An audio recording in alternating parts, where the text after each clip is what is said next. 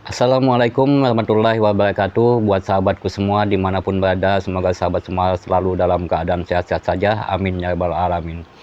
Timnas kita mengalami kekalahan yang sangat telak melawan timnas Jepang dengan skor 4-0. Tentunya ini sangat membuat kecewa bagi kita. Di mana timnas kita bukannya tidak ada peluang, bahkan di 20 menit pertama timnas kita bisa mengimbangi timnas Jepang, dan sayang di menit ke-9 peluang emas yang didapat oleh Wak Haji Ratmangun tidak bisa menjadikan gol. Padahal sudah one by one dengan kiper Rafael Struijk juga terlambat saat mendapat umpan yang dari Kevin Dick, tetapi tidak bisa juga terciptanya gol.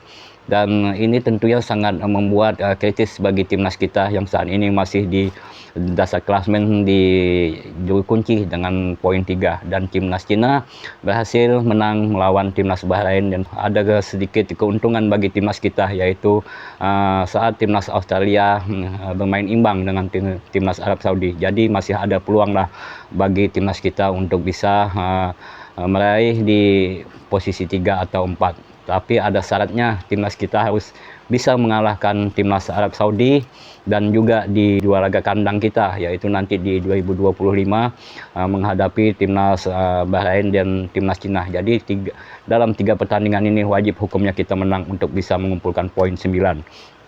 Karena di laga-laga terakhir nanti kita tentunya akan lebih berat lagi, karena kita akan bertandang ke Australia dan Jepang.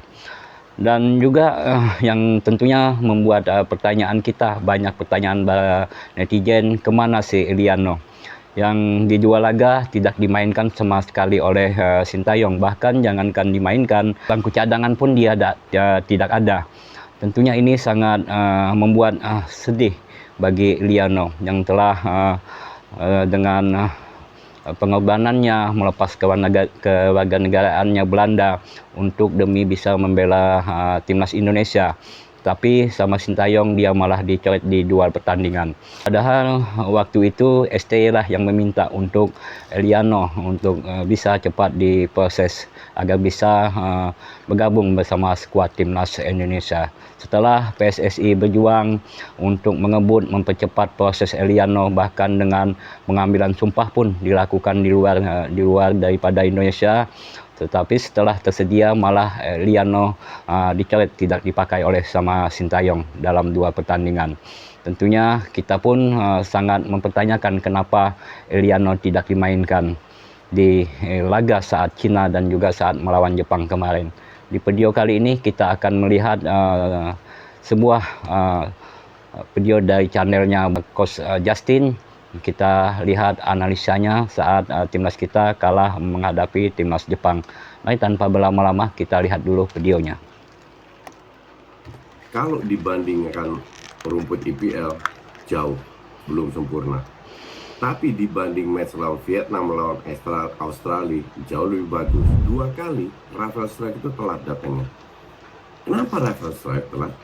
Karena dia harus terlalu ikut defense. Sehingga pada saat counter, which is biasanya lewat sayap, jarak yang harus ditempuh terlalu jauh. Kita itu kelabakan dengan main 3-4-3. We cannot hold the ball.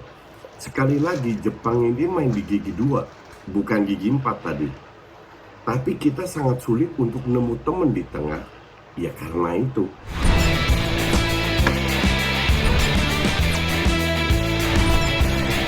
Itulah kelemahan kita ada di lini serang. Bahkan kita ada peluang, tapi tidak bisa menghasilkan gol.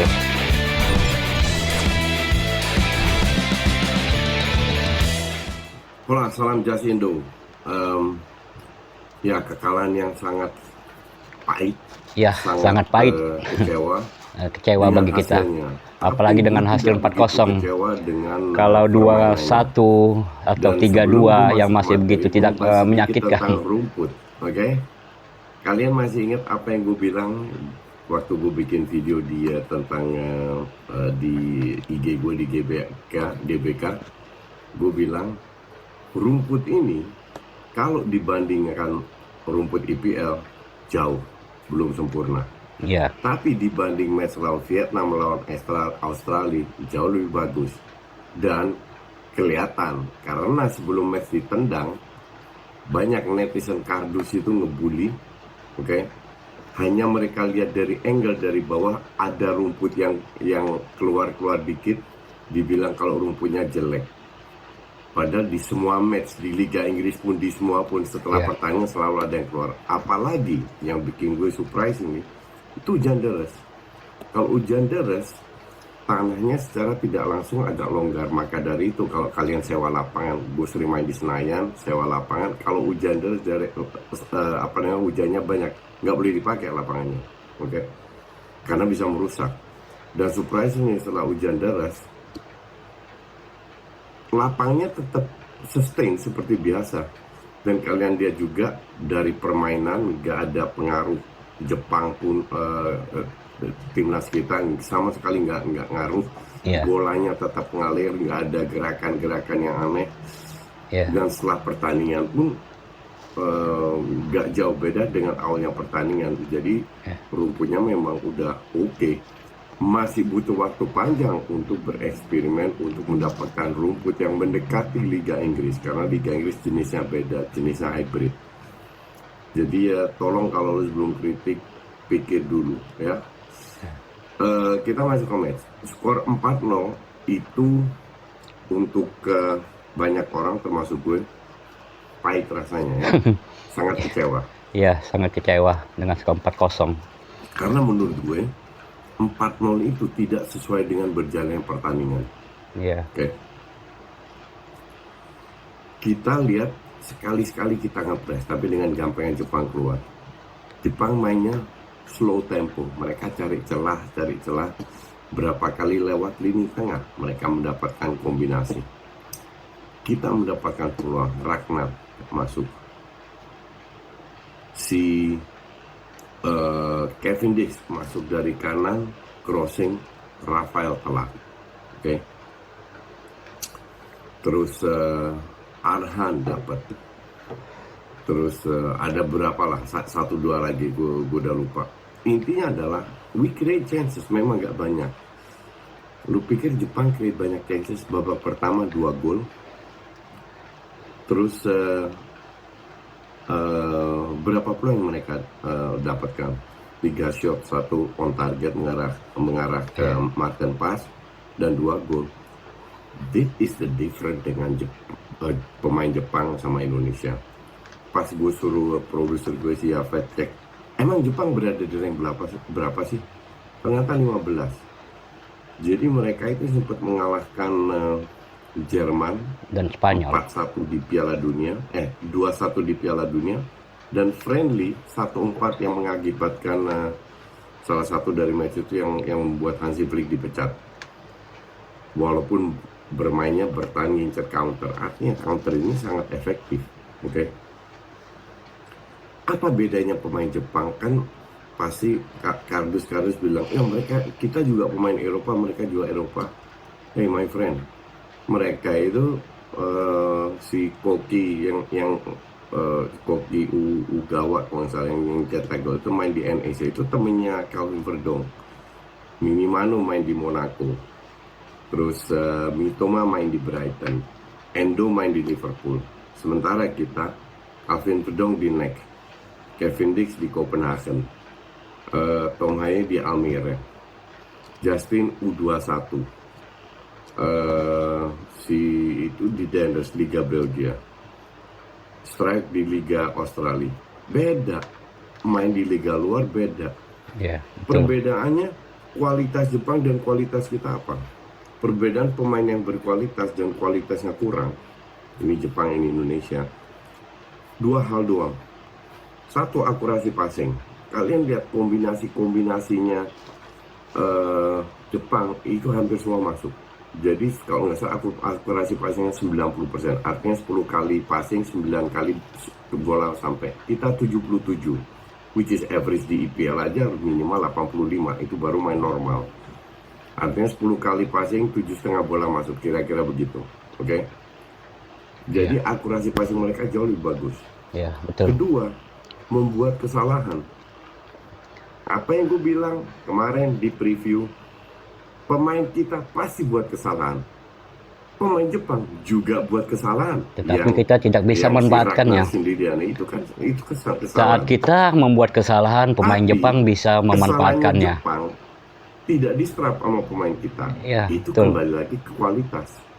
Sementara pemain kita buat kesalahan, Itses 2 kali, Jakob Sherry sekali, semua membuat Ya. kesalahan. Own goalnya Hafner, kalau nggak dia own goal itu tetap gol karena ada pemain Jepang di situ. Oke? Ya, Kesalahan yang kita bikinkan langsung di strap. betul. Lihat gol kedua kalau nggak salah, itu benar-benar di pojok kena tiang masuk. Itu kualitas.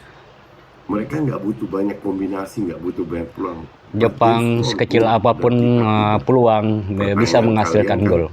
Sementara timnas kita ada peluang tapi susah untuk bisa menciptakan gol.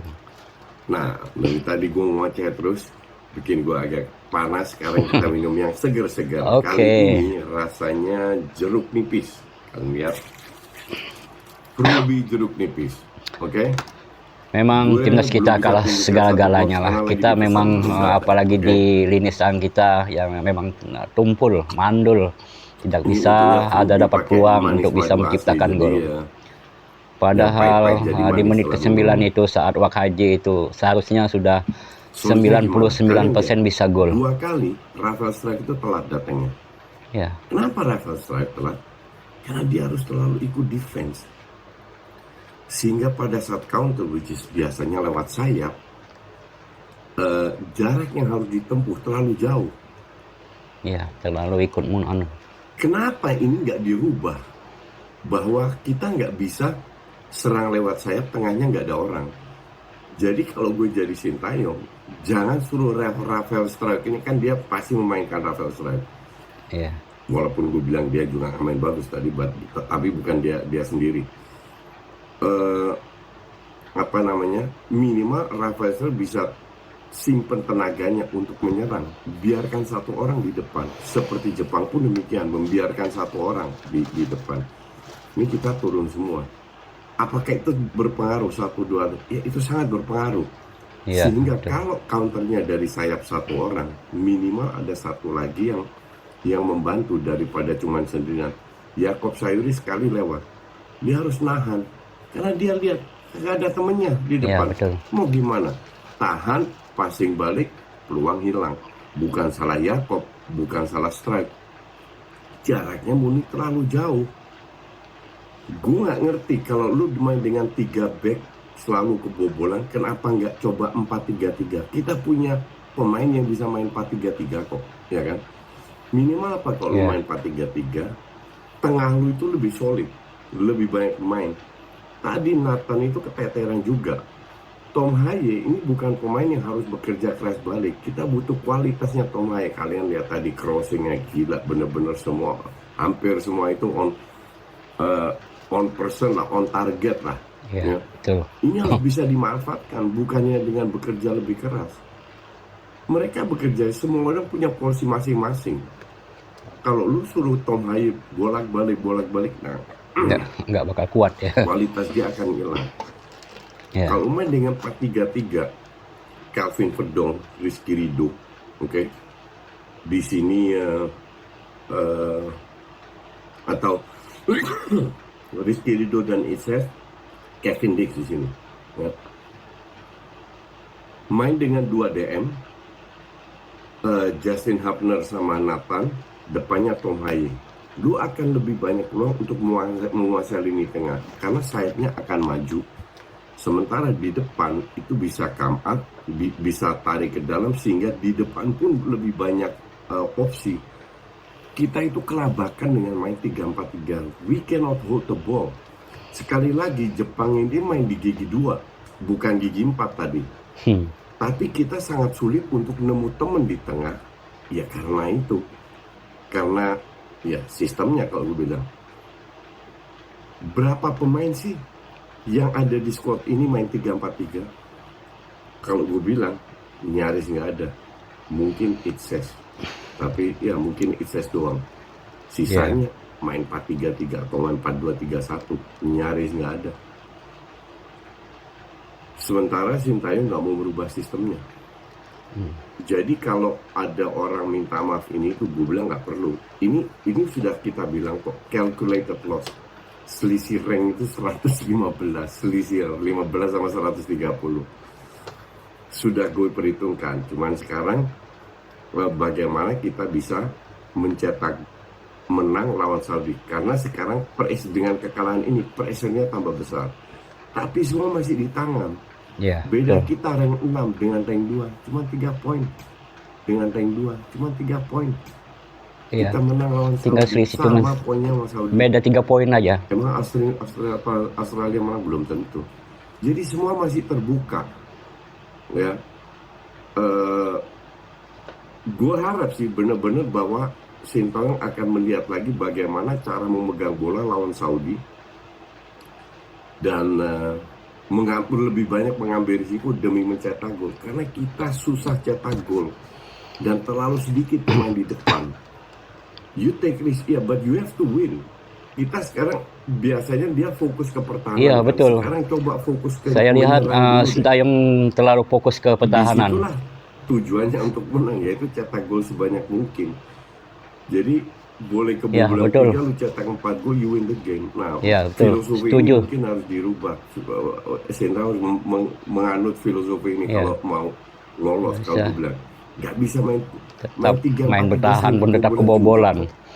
Karena kita nggak biasa, pemain-pemain ini nggak biasa. Cuman ya, ini pendapat gue, kita lihat. Untuk gue sih, I don't care Sintayong mau main gimana, make sure kita menang. Dan satu catatan, siapa yang bermain jelek? Justru pemain yang kita selalu bermain bagus di timnya, di timnas hari ini jeblok, yaitu Itses. Pas juga nggak begitu bagus. Sayuri lumayan bagus, Strauss kerja keras, Ragnar so-so, Kevin Dix lumayan bagus, Verdong ya nggak begitu kelihatan juga. Karena kalau gue bilang sistemnya, but that's okay, karena kita menang bersama, kita kalah bersama.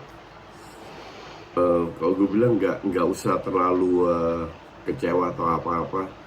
Iya, betul. Nasib masih di tangan kita sendiri, but we have to win sekarang. Betul. Oke, itu dulu. Gue menikmati segelas yang seger-seger, yang bikin gue seger, yang bikin gue fit lagi, walaupun udah jam 6. Itulah video dari channelnya Coach Dustin, yang mana analisa pertandingan timnas kita yang kalah dengan timnas Jepang dengan skor telak 4-0. Semoga timnas kita saat laga menghadapi Arab Saudi bisa meraih kemenangan, karena memang wajib hukumnya timnas kita menang kalau ingin tetap menjaga asa kita untuk lolos ke round selanjutnya. Dan apabila kita kalah, maka peluang itu makin terasa sulit, karena kita hanya sisa 2 laga kandang lagi setelah timnas Arab Saudi, yaitu timnas Cina dan timnas Bahrain. Karena apabila kita tidak bisa memanfaatkan 3 laga kandang kita, untuk rasanya memang timnas kita akan sulit untuk lolos. Dan kita tetap memberikan doa yang terbaik kepada timnas kita, dan semoga STY bisa memilih pemain-pemain terbaiknya dan bisa memilih strategi yang terbaik untuk timnas kita agar bisa mengalahkan timnas Arab Saudi. Demikianlah video kali ini. Assalamualaikum warahmatullahi wabarakatuh.